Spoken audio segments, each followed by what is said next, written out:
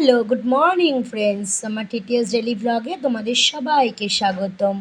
আমি পূজা, তোমাদের সাথে একটা ভিডিও নিয়ে চলে এলাম। আজকে কিন্তু আমি ভিডিওটা শুরু করলাম আমার ছোট্ট সোনামায়ের আঁকার ক্লাস থেকে। দেখো, সবাই কিন্তু আমার আগেই চলে এসছে, জ্যোতি, মৌমিতা। আমি কিন্তু একটু লেট, জানো তো বন্ধুরা। আজকে বলো না, আজকে আমি সকাল থেকেই একটু ঝিমিয়ে ঝিমিয়ে চলবো, জানো। চলো, তোমরা দেখতেই পাবে পরপর আমি কেমন করে ঝিমাতে আছি। এই দেখো, বাড়ি যাচ্ছি কিন্তু হাসি মুখে।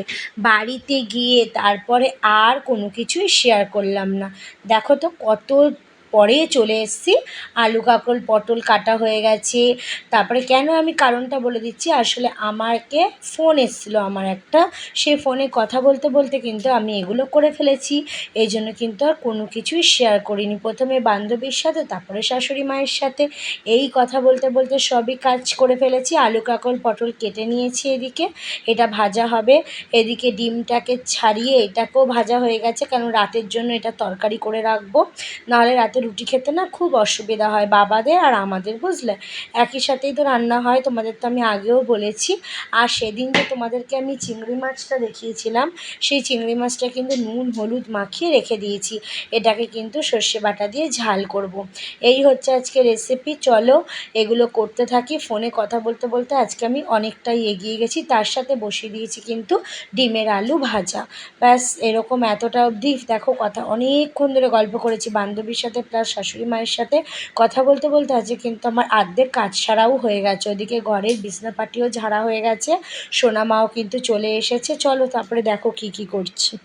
দেখো বন্ধুরা, চিংড়ি মাছ কিন্তু ভেজে নিয়েছি। আর এই যে এখানে চিংড়ি মাছের যে তেলটা আছে, এটাতেই ভাবছি রান্নাটা সেরে নেবো, বলো। আর একটু হয়তো লাগতে পারে। এই দেখো, এই যে চিংড়ি মাছ ভাজা হয়ে গেছে অলরেডি। আর এখানে তো তখন ডিম ভাজাটাও দেখাচ্ছিলাম, আর আলুটা কড়াইতে ছিল, সেটাও ভেজে তুলে নিয়েছি। এবারে আমি কি করব বলো তো। এই যে এখানে কালো সর্ষে আর সাদা সর্ষে নিয়ে নিয়েছি, বুঝলে। এই কালো সর্ষে সাদা সর্ষে দিয়ে এই কাঁচা লঙ্কাগুলো দিয়ে পেস্ট করব, করে কিন্তু এই চিংড়ি মাছটা ঝাল করব। চলো তাহলে করে আবার আসছি, দাঁড়াও।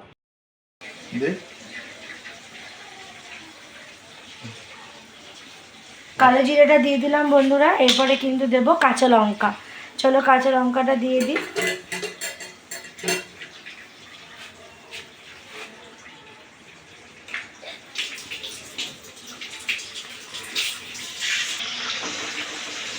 দেখো বন্ধুরা, এই যে সাদা সর্ষে আর কালো সর্ষে কাঁচা লঙ্কা দিয়ে পেস্ট করে নিয়েছিলাম, সেটা দিয়ে দিলাম। আর কিন্তু কিছুই না, ব্যাস এবার হয়ে গেল। একটু নুন হলুদ দিয়ে দেবো, লঙ্কাগুলো দেবো একটু, যদি রঙের জন্য সামান্য একটু দিই তো দেবো, না হলে আর কিছুই দেবো না। আর আমি সব কিছুতেই সামান্য এক ছিটে মিষ্টি দিয়ে দেবো, ব্যাস, দিয়ে এইটাই ঝাল হয়ে যাবে। চলো পুরো রেসিপিটাই তোমাদেরকে পরে দেখাচ্ছি। বন্ধুরা, আমি কড়াইয়ের মধ্যে কিচ্ছু সেরকম দিইনি বলে আর প্রথম থেকে করলাম না। জিরে ফোড়ন দিয়ে টমেটো দিয়ে দিয়েছি, দিয়ে তার উপরে কিন্তু একটু চিনি আর একটু মশলা দিয়ে এবার আলুটাকে দিয়ে একটু কষাবো। আর কিচ্ছু দেবো না, জানো তো, রিচ করবো না, কেন ওইটাই সর্ষে বাটা দিয়ে হয়েছে তো। ব্যাস, এবার জল দিয়ে দিলেই কিন্তু হয়ে যাবে, বুঝলে।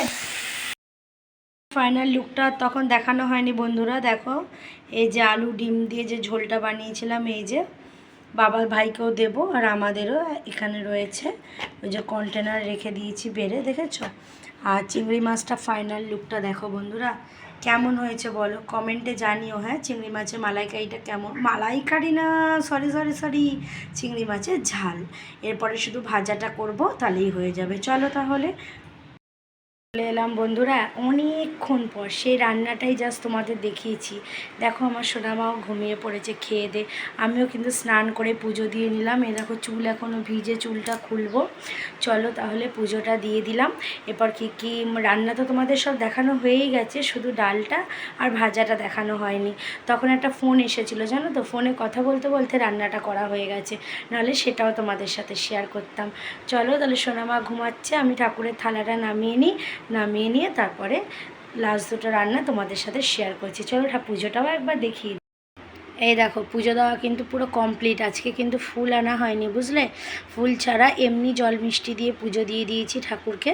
এই যে এখানে নিচে ধূপকাঠিটা জ্বলছে, আর এই যে ঠাকুর, এই দেখো ওপরে পুরো দেখলে হয়ে গেছে পুজো দেওয়া। চলো তাহলে এবার ঠাকুরের থালাটা নামিয়ে তারপরে আমি দেখাচ্ছি। তেল দিয়ে ভাজা, কালো জিরে দিয়েছি আর কাঁচা লঙ্কা দিয়েছি, আর পেঁয়াজ কিন্তু কিচ্ছু দিইনি। আর কালকে যে আমি ডালটা করেছিলাম বন্ধুরা, সেটা তো কালকে শেয়ারই করা হয়নি। আজকে ডালটাকে টমেটো দিয়ে পেঁয়াজ দিয়ে ফোড়ন দিয়েছি, কালকে এমনি ছিল, বুঝলে।